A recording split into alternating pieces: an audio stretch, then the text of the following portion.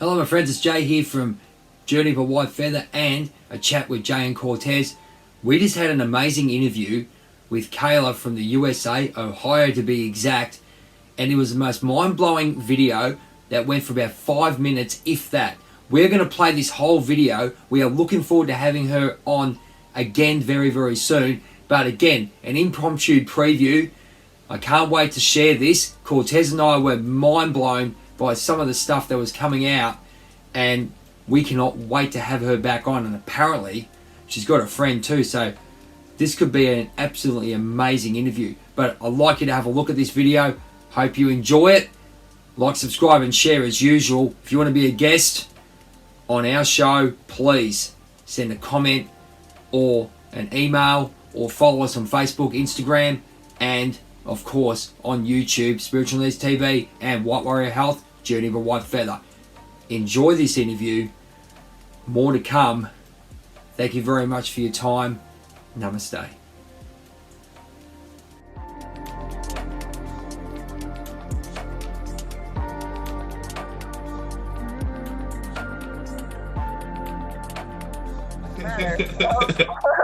So tell us a bit about yourself, like with your spiritual journey and why you've, I mean, your videos are very raw about, you know, you're trying to find self-love and you're trying to find yourself. And this is how me and Batman, this is Batman over here, just to introduce, I'm Robin.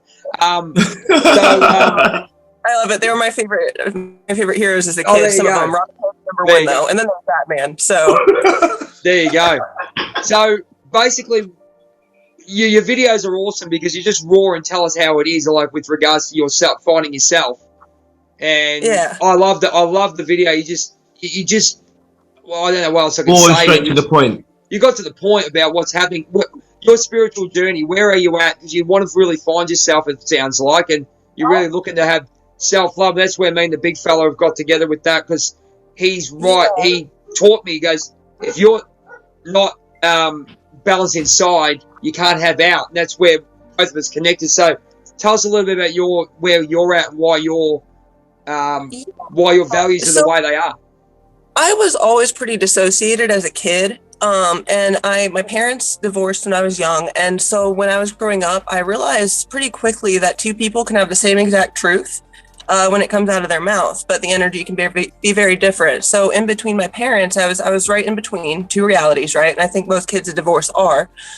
We literally grow up experiencing two different sets of expectations, which we know mold reality, and then thus we have to show up within those expectations between two parents' houses. So almost innately, we're given a chance to create a personality split, and there's almost no way around it. And I'm watching my daughter go through a similar experience. She doesn't want to go back and forth, and it makes sense. It's hard, you know. You have to flip flop based on what's expected of you. And so the interesting part with my family, it was a very high conflict divorce. It was awful, point blank, really messed up, warped stuff that no kid, let alone any person, should have to deal with. But my mom and my dad had the same exact story, and so mind you, who's telling the truth? And so when, you know, and that's all I ever really wanted. I didn't care who was right or wrong. I just wanted the truth. And so when you have two adults that you both trust telling you the same exact story about the other one, you know, are they both right? Are they both wrong? Or is it a mix? And in the end, it's a mix, but it creates a very, the beginning of what we see in BPD a lot in the spiritual community, of this black and white thinking, where we have to flip flop between these extremes to usually please somebody.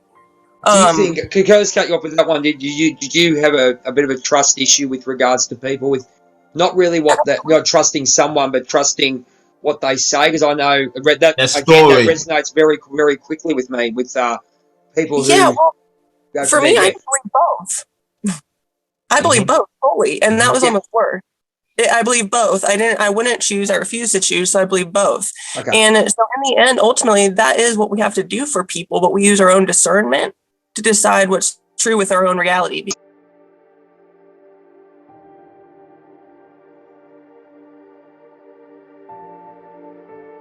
Spirit. That's the thing with the spiritual awakening process, right? Absolutely. You even though we're here in this physical plane and you're here in this physical body, when you die, you know that the spirit that embodied your body is still there, still around me. I can still feel her and sense her. So I sit more in my heart space knowing that. So you don't need to feel sorry for me. Trust me, I know. So what about on that. I have 5%, so it's but I actually died. I died, and that's how I found all this. So you're absolutely right. There is no difference between life and death. It is just literally a perception. The only difference is your awareness of it.